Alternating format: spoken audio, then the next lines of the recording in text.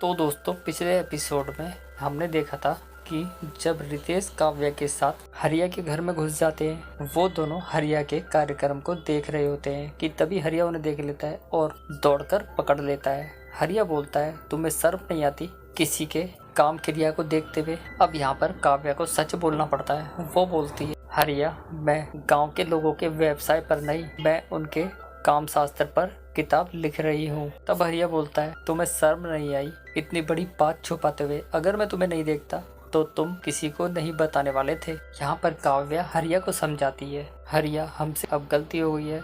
लेकिन हरिया कहाँ मानने वाला था। वो बोलता है, गलती हुई है ना तो तुम्हें गांव वाले ही बताएंगे, इस गलती का प्रायश्चित कैसे करोगे। तब काव्या बोलती है, हरिया तुम गांव वालों को कुछ मत बताना। तब हरिया बोलता है, अच्छा मैं क्यों ना बताऊं, तुम लोगों के घर में ताक झाक करते हुए घूमो और मैं किसी को कुछ भी ना बताऊं। अब काव्या अपना दिमाग लगाती है, वो अपने पर्स से कुछ पैसे निकालकर हरिया के हाथ में थमा देती है। वो बोलती है, हरिया ये पैसे रखो और गांव वालों को मत बताना। जिसके बाद हरिया बोलता है, पैसे दे रहे हो तो ठीक है, लेकिन इतने कम पैसे में बात नहीं बनने वाली। तब काव्या बोलती है, तो कोई बात नहीं हरिया, मैं तुम्हें और पैसे दे दूंगी, लेकिन किसी को मत बताना। जिसके बाद हरिया वहां से चला जाता है और उन दोनों की भी जान छूट जाती है। यहाँ पर हरिया फिर से अपनी पत्नी के साथ रोमांटिक कार्यक्रम करने लगता है। वहीं काव्या को उसकी स्टोरी मिल जाती है जिसका नाम वो हरिया दूध वाला रखती है। वो यहाँ पर फिर से उन दोनों के रोमांटिक पलों को याद करके अपनी कहानी आगे बढ़ाने लगती है।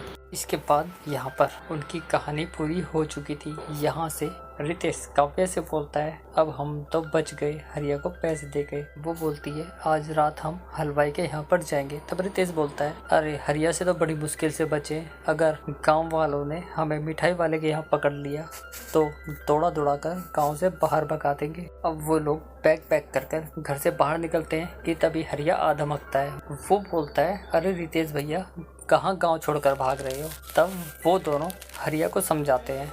वो बोलते हैं, हम गांव छोड़कर नहीं जा रहे, हम शहर जा रहे हैं तुम्हारे पैसे लेने। जिसके बाद वो बोलता है, तो ठीक है, अगर कल तक तुमने मेरे पैसे न दिए ना तो सोच लेना। इतना बोलकर वो वहां से जाने लगता है। लेकिन अब उसके दिमाग में आ चुका था, वो गांव छोड़कर नहीं बल्कि वो तो किसी और शिकार की तलाश में जा रहे थे। यहाँ से वो सीधा बिल्लू हलवाई के घर पर पहुंच जाते हैं, जहां पर रितेश हलवाई से बोलता है, भैया आपकी मदद चाहिए थी, मैं शहर जा रहा हूं किसी काम से, अगर आपको ऐतराज ना हो तो मैं काव्या को यहाँ छोड़ सकता हूँ। तब हलवाई बोलता है, हाँ क्यों नहीं भाई, आपकी मेहमान हमारी मेहमान, तुम बेफिक्र होकर शहर जाओ। जिसके बाद काव्या उनके घर पर रुक जाती है। वही हमें हलवाई और उसकी पत्नी के बीच रोमांटिक कार्यक्रम का नज़ारा देखने को मिल जाता है। लेकिन उसकी पत्नी बोलती है, घर पर मेहमान है तो आज ये बिल्कुल भी नहीं। यहाँ पर हलवाई अपनी पत्नी के लिए जलेबी और मोतीचूर के लड्डू लेकर आया था। वो बोलता है, बस मिठाई खा लो फिर देखना कमाल।